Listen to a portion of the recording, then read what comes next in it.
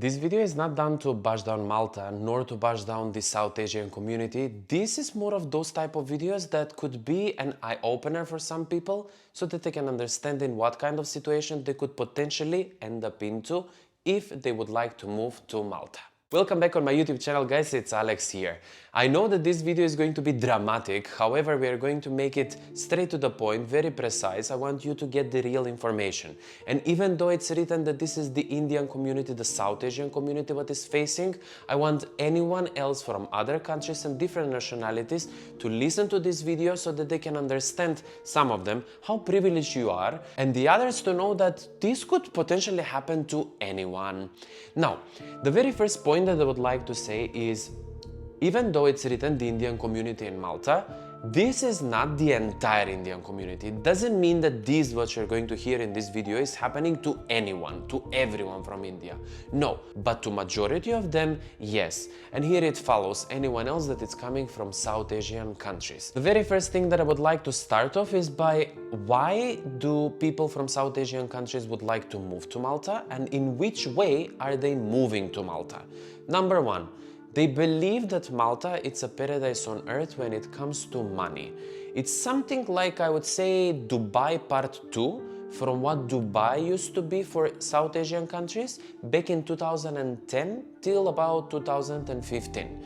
Because ever since 2015, going onwards towards 2023 now, a lot of people who are living in UAE are planning to move to Malta because over there they're not happy anymore. So Malta is kind of offering the same benefits, I would say, but maybe with 100 euros more. However, in reality it's completely different. Number one, people who are coming to Malta, they're being recruited in Dubai by some agents over there.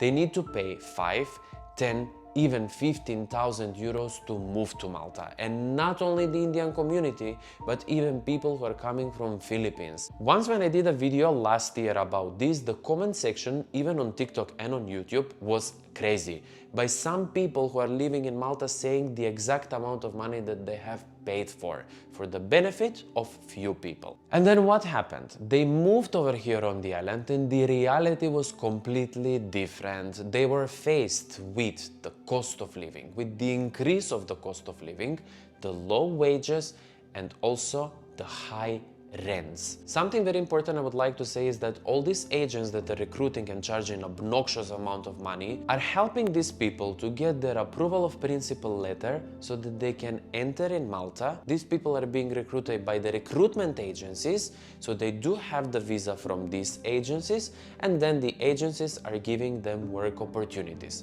Mostly factories, housekeeping in hotels, cleaning services in factories, machine operators, security, most of them on a minimum wage. Then there is a second batch of people, who are some of them being recruited as waiters, as chefs, as receptionists, and a very tiny little amount of people are being offered anything that is over 1,200 euros for a normal hours of 40 hours per week. And most of these people are the ones that they have a high level of education, perfect English, and to be quite frank with you, those people that they would accept to work for less money than any other nationality for the particular position. I hope everything I'm saying so far makes sense and you're kind of like getting an idea of what's going on.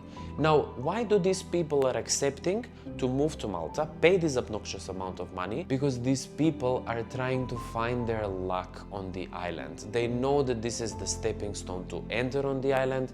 They will sacrifice 6 months, 1 year. However, they will keep on looking for better job opportunities. Majority of them that they moved in the past 12 months in Malta are now in Portugal.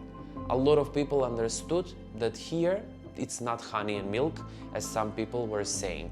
And no, it's not me. I know that last year I was doing videos and telling you guys what kind of opportunities you can find on the island, but I was very clear with my words by saying that everyone is just going to get a minimum wage. But majority of these opportunities right now, especially for someone who is coming from the non-European Union countries, are the minimum wage opportunities.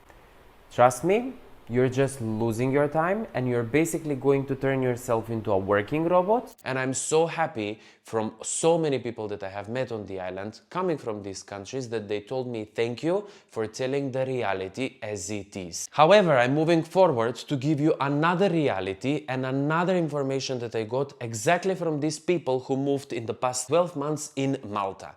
Number one, listen to this. Let me get my phone. I was livid to see this post on Expats Malta by an Indian lady. I'm gonna put it over here. I have a 7-bedroom apartment at Ormi with 22 beds, 3 in each room.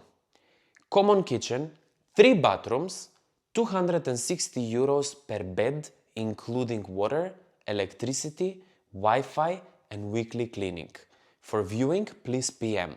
Now, this post was amended, and later on there was another name with a contact number where people can find this type of apartment.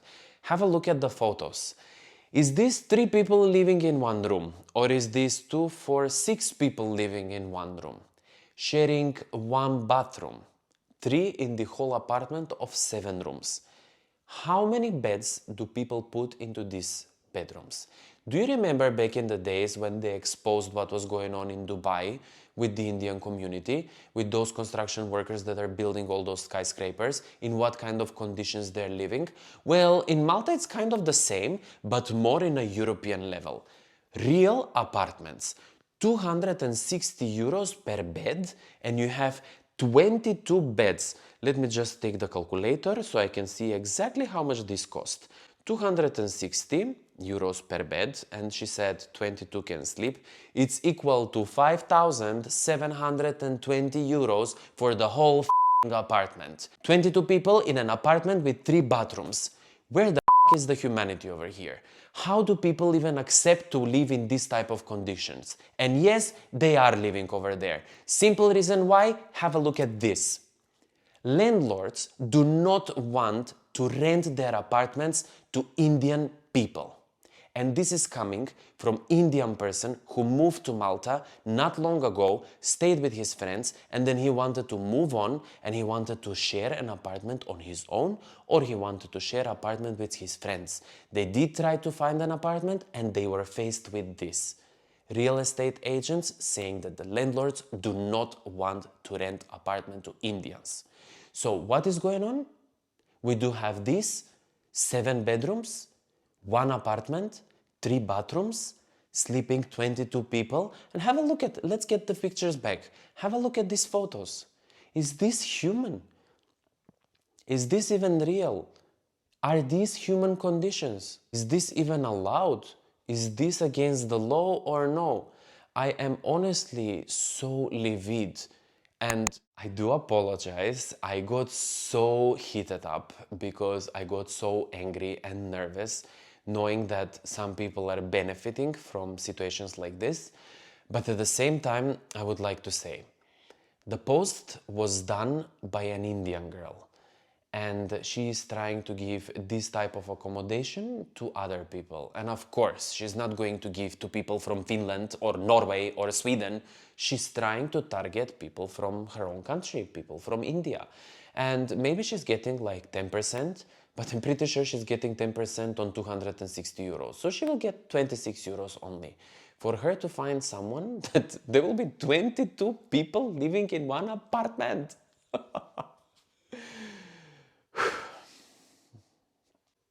When I was heated up and I was talking about the whole bedroom living situation for the Indian community, I told you about the second part of landlords. They do not want to have and rent their apartments to Indian people. This was the final topic that I wanted to talk about, and it's so degrading and it's so horrible. And now I know that some people will attack me and they will say, it's my apartment, I paid for it, if I want to rent it to someone else, not to Indians, I will do it.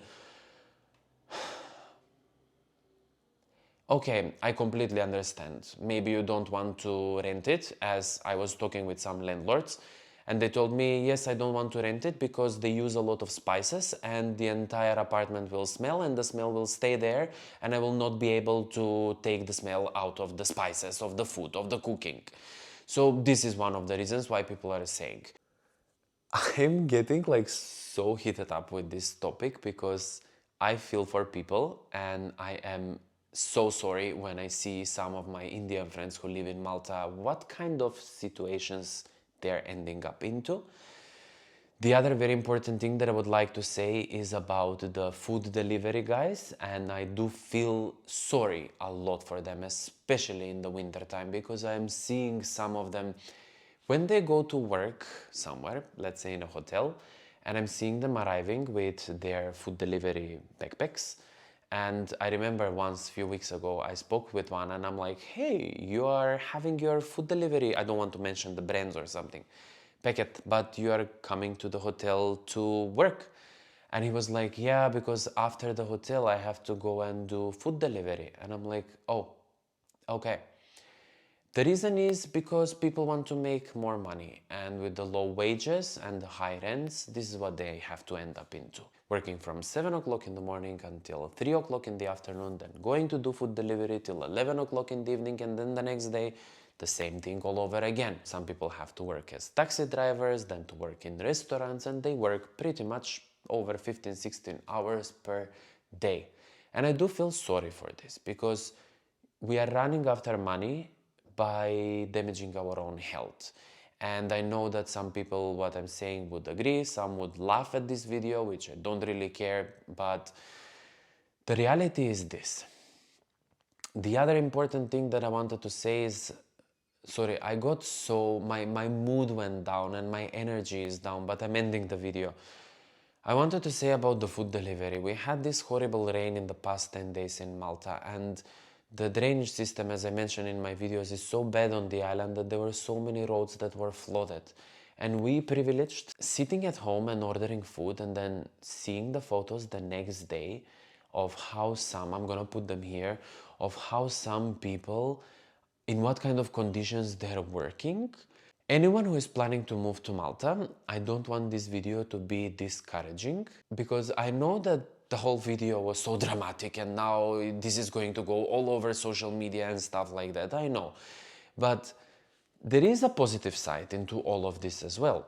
There is people who are moving on the island and they end up moving from one scale to another, and then they're getting themselves a 20,000 euros per year a job opportunity, which is double from what they used to get when they moved to Malta, and maybe they're here only for a course of 1 year. I know a specific case of what have happened to a lady coming from Nepal. I think I should start concluding the video because I know I spoke a lot and I know it's been like a lot of information. I know I've been all over the place, but I hope I'm gonna edit the video in the right way so that you can get like the whole idea of why this video is there. One more time, I would like to say sorry if I did offend anyone, which was not the case. Guys, I would like to say thank you for the constant support. One of the reasons why I did this video and addressing towards the Indian community is because around 12% of my viewers are coming from India, and I would like to say thank you for the respect and the support that you're constantly giving it to me. And this is one of the reasons why I'm doing this video, so that you can understand what you could potentially end up into. From the other hand, I would like one more time to apologize if this video was so dramatic and it's kind of like put you down or put your mood down or your energy or anything like that. I do apologize, but if I did manage to put your mood down, that means that the reality hurts. So imagine how these people feel. Wow. Until I see you in my next one.